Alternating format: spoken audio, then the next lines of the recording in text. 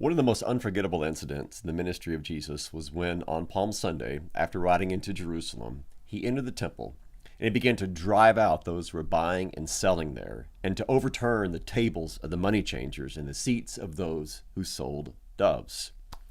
Now, what's remarkable about this particular story is its Old Testament background. So that's what I want to talk about in this video. Very often when we read this story just from the Gospels perspective, we kind of get the impression that the reason that Jesus was so upset was because they had turned the house of his father into a den of robbers, into a place where unethical conduct was going on. And certainly that is part of what's going on here. But to understand the full impact of what Jesus did, we have to look beyond what he did to actually what he said. Because right after Jesus does this, he gives us the reason for his action. He says, "It is written, my house should be called a house of prayer, but you have made it a den of robbers." So what I want to talk about in this video is that Old Testament background of why Jesus did what he did in cleansing the temple. And it turns out this isn't just an occasion for Jesus to exercise righteous anger. This is actually a revolutionary act in which Jesus is now going to do something that had never been done before. It's going to be the inclusion of Gentiles into the worship of the temple. I'll get there. Just hang on. First of all, when Jesus says it is written, you would expect that he's going to be quoting just a particular biblical verse from the Old Testament, but actually he pulls together two verses. One's from Isaiah 56, and one is from Jeremiah chapter 7. Now, first of all, Jeremiah chapter 7, that's where we get this phrase, den of robbers.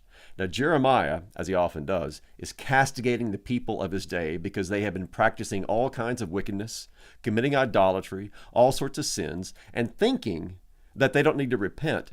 They can just walk into the temple of God and everything is going to be just fine because, of course, God would never allow something to happen to his temple. Well, of course, Jeremiah tells them, wrong.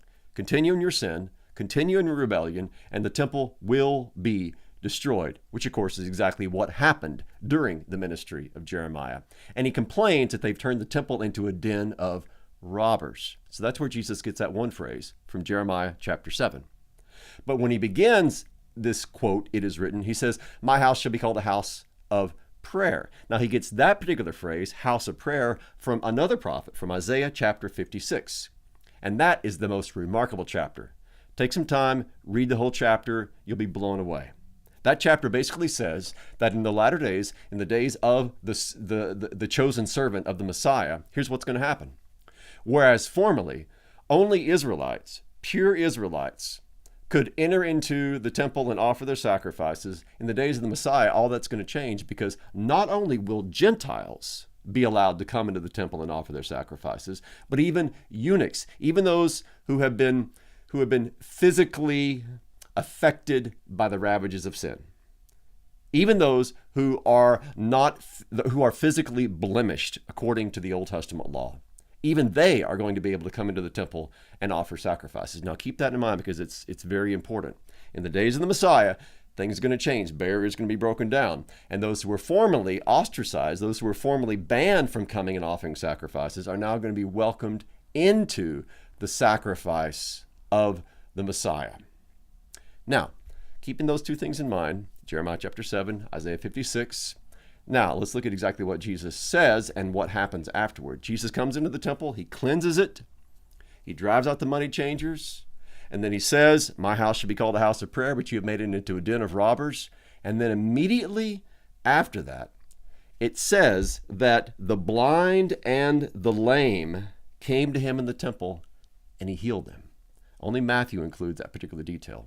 Right after Jesus comes to the temple, right after he says these words from Jeremiah chapter 7 and especially Isaiah 56, the blind and the lame come to him in the temple and he heals them. What we see happening in this action, we have to interpret the action itself, not just the words. When the blind and the lame come to Jesus, what's happening is Isaiah 56 is being fulfilled at that very moment. Isaiah prophesied the day when those who were physically blemished, eunuchs is the example that he uses, will be brought into the temple and become part of the people of God and offer their sacrifices. Another thing to keep in mind is Leviticus chapter 21, it says if there's ever a priest, someone in the priestly line who is blind or lame, that person cannot offer sacrifices on the altar. It's kind of bear all three of these texts in mind, Jeremiah 7, Isaiah 56, and Leviticus 21. What Jesus is doing is this. He comes to the temple as the Lord of the temple, as God in the flesh, and he cleanses it. He purifies it of all these money changers and the dove sellers and everything that was going on that was contrary to what should happen, kind of like Jeremiah talks about it in chapter 7. And then, having done that, the blind and the lame come to the Lord. They actually come to him who is the Holy of Holies, who is the presence of God on earth. And what does he do?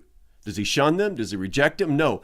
He reaches out with his healing word and his healing touch, and he makes them a new creation right there in the temple. Now, what we see being fulfilled is everything that Isaiah prophesied. Everything is now turned around. Whereas in the Old Testament, you had to be a perfectly healthy priest to be able to offer sacrifices. Now those who are lame and those who are blind come to Jesus, and he accepts them. He brings them to himself. And even those who were formerly excluded are now brought to him, and they are welcomed into the temple itself, into Christ himself, who is the new temple of God.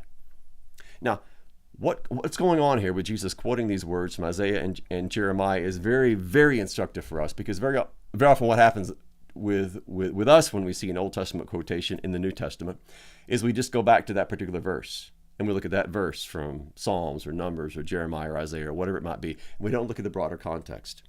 When you look at the broader context of what Jeremiah says in chapter 7 and Isaiah says in chapter 56, then we see exactly what Jesus is getting at. These phrases from the Old Testament are windows for us to enter into the broader biblical background of what Jesus is doing in his ministry. So why does Jesus cleanse the temple? He cleanses the temple because he comes to that temple as its Lord, the new Holy of Holies. And he's changing everything. He's welcoming to himself those who were formerly excluded. Come to me, all you who are weary and heavy laden. Come to me, all you who are blind and lame. Come to me, all you who are Jews and Gentiles alike. Come to me, all you who are healthy, and those who are eunuchs, those who were formerly outside, and I will welcome you. I will cleanse you, because I'm the new temple of God. And there are no barriers to me, because I have come to live among you and to embrace you and to transform you into the people that I desire you to be.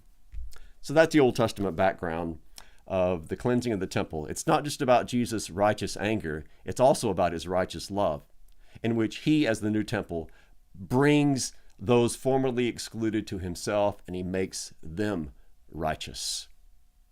Thanks for listening.